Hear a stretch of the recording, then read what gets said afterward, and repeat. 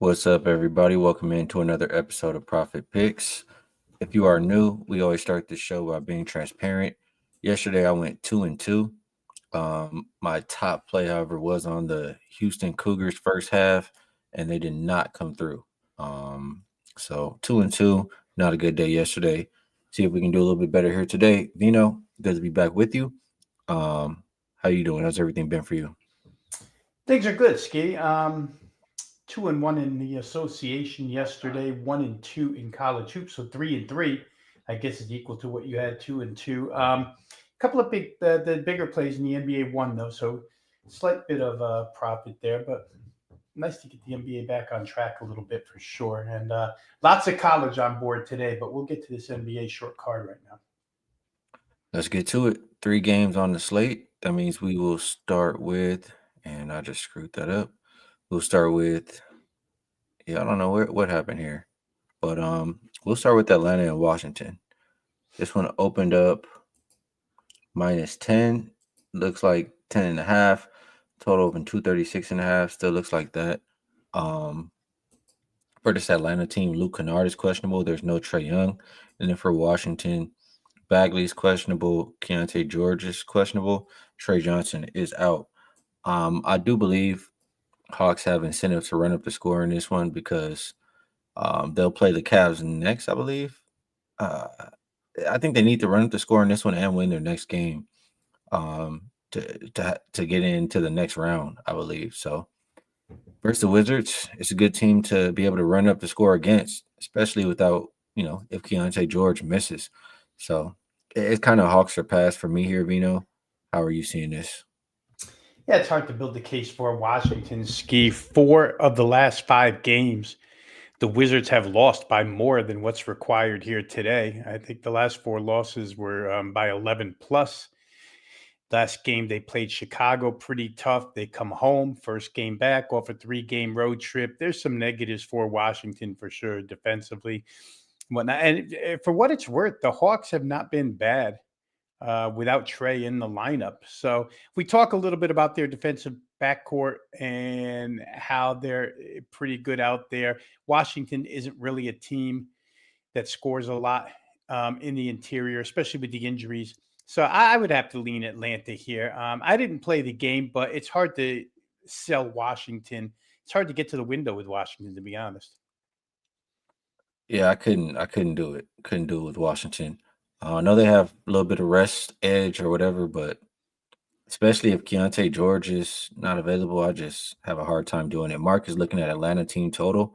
I mean, one thing I'll say, when Trey Young went out, this Atlanta defense was looking really, really good for a good stretch.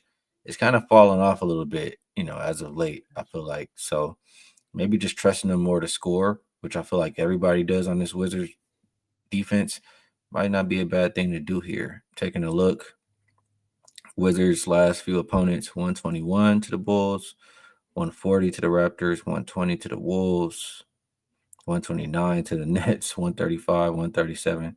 I mean, any given night, they could give it up. So, could be a good pivot to just go with that Atlanta team total. All right, we have Magic and Sixers. Magic opened up as a 1 point road favorite, now up to three, even 3.5s out there. And total didn't have too much movement, at least from the opener of 228.5. We'll call it, I mean, it's all over. I see a 229. I see 227.5. So, absolutely, you guys know. Make sure you line shop to get the best of the number. For the Magic, there's no Mo, there's no Paolo. For the Sixers, there's no Oubre, PG, Embiid, Edgecombe, or Bona. So missing quite a bit for this Sixers team. Magic, another team who I'm pretty sure need this win, and I think they have another big game coming up as well after this. As far as winning a group, as far as advancing in this tournament, it is their third game in 4 nights, fourth and sixth. They did also play the Sixers team earlier in the season. I believe they lost 124 to 136. So a chance for them to get some revenge here. However, it will have to be without Paolo. Um, I feel like the Sixer. I mean, I'm sorry. I feel like the Magic have been playing solid lately. I mean, yeah, they have covered 4 of the last 5 games here. Sixers, I feel like it's starting to become too many injuries. Um, it's becoming hard to trust them. So I'm leaning with the Magic here. I think that's definitely my preferred side. Another thing to mention here, Vino, the Magic number one in fast break points on last 5 games. I know they're top five on the season, and the Sixers. I mean, they are bottom five in fast break defense on the season. So I think honestly both teams are, but the Magic just been really running lately. The Sixers have not. I lean towards Magic here. How do you view this one, Vino? Yeah, I got a better number. I got 2.5 about 3 hours ago this morning with the Magic. The injuries to me just too much for Philly to overcome here. It's a lot of their speed too.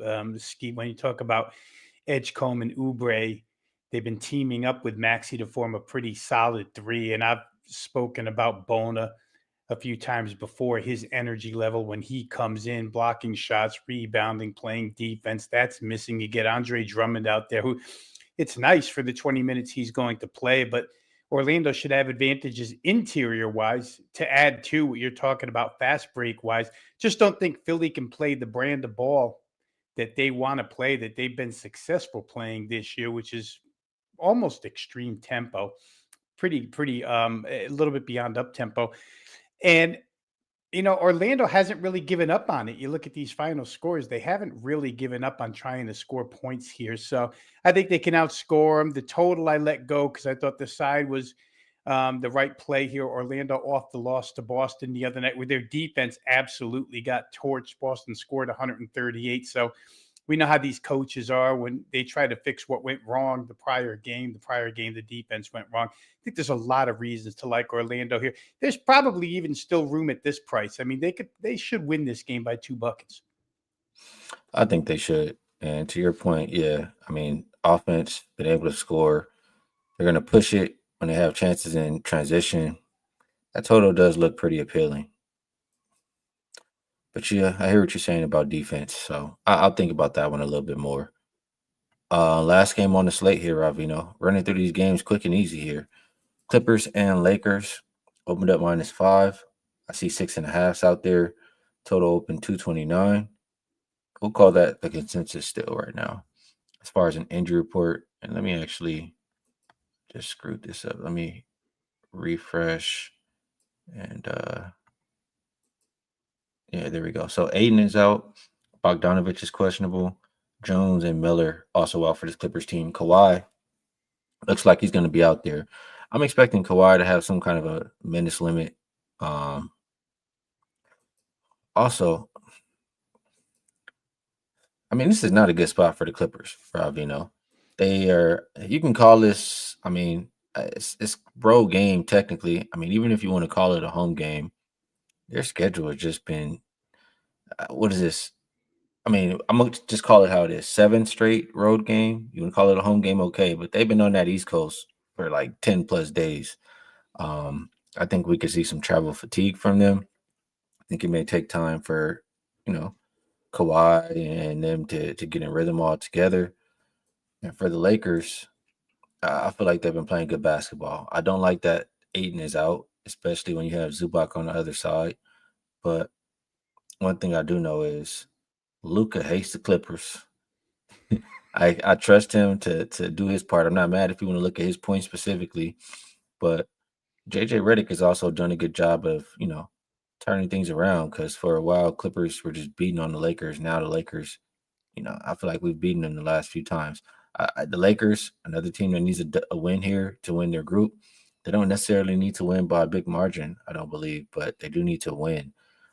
Thing about the Lakers, their wins as favorites, they usually come in covers, 5 out of the 6. So I like the Lakers here. I took them at 5.5. What do you think here, Vino? Yeah, this one wasn't real hard for me, Ski, because I basically bet it on situation. And you said it. I'll just repeat it. It's 6 consecutive road games for the Clippers and then back to Los Angeles. And again, it's not their home arena, but it's their home city. So we always look to play against first game back home, especially off of that type of trip. 6 games on the East Coast, that's tough. And with the walkers and tennis balls, and now you're coming back home, it just doesn't add up to a really solid performance out of the Clippers here. I could see, and Lakers, for what it's worth, I think you were talking about margin of victory for them just recently. Win by 24 over Milwaukee, win by 14 against Utah, win by 14 against New Orleans. It's almost like they had crushed Utah, scored 140 on them. And in the second game, they just kind of had a little walkthrough. I would expect them to be ready here. So many scoring threats now with LeBron back, too. I just don't know that the Clippers are in. And the NBA, it becomes so situational, Ski. I just don't think it's a really good spot for the Clippers. And I think it is a really good spot for the Lakers. So I did lay 6.5 in this game with LA Lakers. I like it. I like it. I like it. I like it. Prop wise, let's see what Mark is looking at here. He says yes, Luca definitely hates him. He likes the Lakers. He likes LeBron over 7.5 assists, Zubac over 10.5 rebounds. Yeah, I like that LeBron assist. May think about adding rebounds to it, but he's definitely, a good facilitator. We've seen that since he's been back. And Zubac rebounds, I mean, not a whole lot of, I mean, no Aiden on the other side. I could absolutely see Zubac getting those rebounds. I might even look at, I mean, he's the one person. I might even look at points and rebounds for Zubac in this matchup. So I think those could be some good props there. Um, Vino, I think we did an all right job, man. It was a quick 3-piece, less than 12 minutes, but I think we did all right. Unless there's anything else you want to add on Clippers Lakers, we'll move it on over to best bets and stuff. No, like I said, that one was fairly easy for me, Ski. I didn't dig too deep beyond the situation. Just think that lines up good for LA. All right. So before we actually get to best bets, a reminder, you have to look at the date today. It is $5 Tuesday. So you can go to Rob's page or my page and you'll get, a top play from us. Check us out for only $5. Outside of that, I'm pretty sure this is continuing to be a thing. Weekend Warrior. If you want to get involved with maybe that's not the best time to promote it, Rob, because we do have a lot of Thursday football, but Saturday, Sunday, and Monday, get it off for $49. And we're talking about a lot of basketball. If you want to rock with just the basketball, 3 days of college basketball and NBA, only $49. If you want maybe both sports together, you want a little bit longer, 10 days of picks for less than $10 a day. And then we do always have that, you can take $500 off the 1 year pass. Comes out to about $125 a month. And if you go and rock with Rob Veno for a year, you'll get a 25% bonus coupon. You can come check out some stuff that I have as well. On that note, Rob Veno, we're going to slide over to best bets. If there's anything else you would like to promote, feel free. And if you have a best bet for the show, we'd love to hear it. If you don't, it's all good.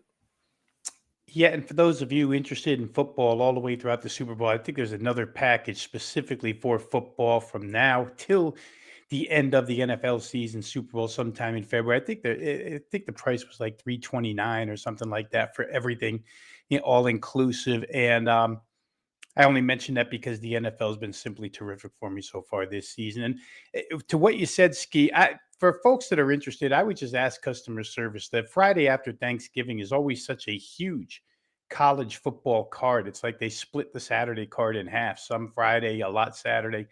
Maybe they give you the extra day. I'm not quite positive. I know there are Thanksgiving packages out there right now. Um, best bet, Ski. I'm just going to go where we ended off here. I like the Lakers minus 6.5. I could see LA, just the Clippers side, getting a little bit fatigued, whether it be from the outset or late. We've seen them get blown out in instances this year without any real resistance. And I just think that since LeBron's come back, LA's got a little bit, not that they didn't have life before, but I think they've got a little extra life right now. You talk about how important it is for the cup standings. I think the Lakers minus 6.5, the right way to go. That'll be my best bet. All right, good stuff from Vino. For myself, I'll do a little bit different, something we did not talk about. It's been a little, back and forth so far to start this season, but we're going to continue rocking with it. I'm going with the Houston Cougars in the first half. They do play Tennessee today, so not the easiest of games, but especially after that slow, not the best game they played yesterday, I think they'll come out and throw a hard first punch. So Houston Cougars first half. I did take them on the money line minus 135. Vino, great to be back with you doing a show. I know it is Thanksgiving week, so not going to be doing a whole lot together. But we'll see. We'll talk about it soon when we come back. Everybody else out there, we appreciate you rocking with us as well. Best of luck on all your action, and we'll catch you guys again later.